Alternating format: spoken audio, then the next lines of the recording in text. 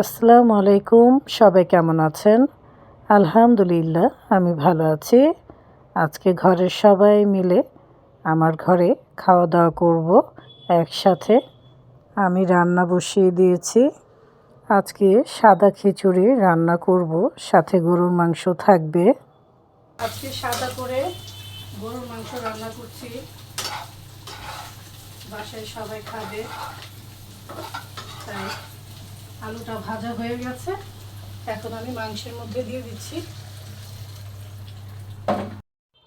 নতুন আলু দিয়ে গরুর মাংস রান্না করলে একটু ঝোল ঝোল থাকবে আর খেতেও কিন্তু ভালো লাগবে।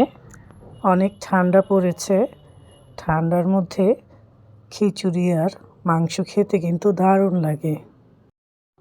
খিচুড়িটা বড় একটা পাতিলায় বসিয়ে দিয়েছি। এখানে সাদা খিচুড়ি করেছি মুগের ডাল দিয়ে।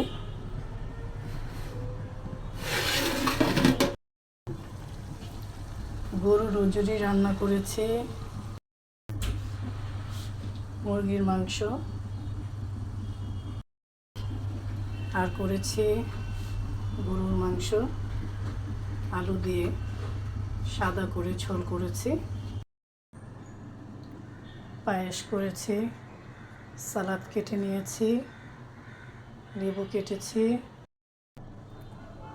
গরুর মাংসের টিকিয়া ভেজেছি আর রুই মাছের ভর্তা করেছি। দিন এত ছোট তাই বেশি কিছু করতে পারলাম না, সব কিছু গুছিয়ে নিয়েছি টেবিলে।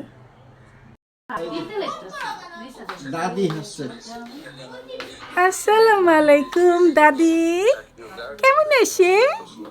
হ্যাঁ, এই যে আমাদের পুতুল দাদি।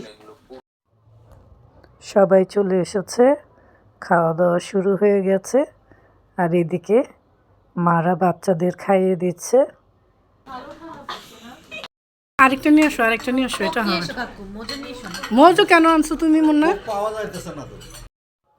ছেলেদের খাওয়া দাওয়া শেষ, বাচ্চাদের খাওয়া দাওয়া শেষ, এখন আমরা মেয়েরা সবাই একসাথে বসেছি। আমাদের মেয়ে আর বৌমা এক থালার মধ্যেই দেখেন গুড়ের পায়েস খাচ্ছে। এটা অন্যরকম একটা আনন্দ। খাওয়া দাওয়া শেষ করে বিকেলে ছাদে চলে এসেছি, গাছে পানি দিতে হবে।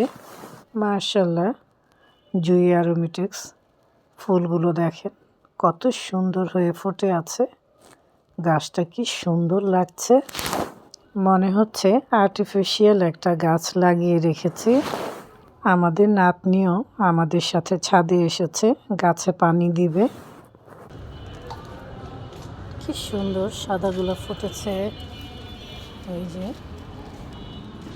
ইয়েলো আর অরেঞ্জ কালারের গোলাপ, খুবই ভাল লাগে।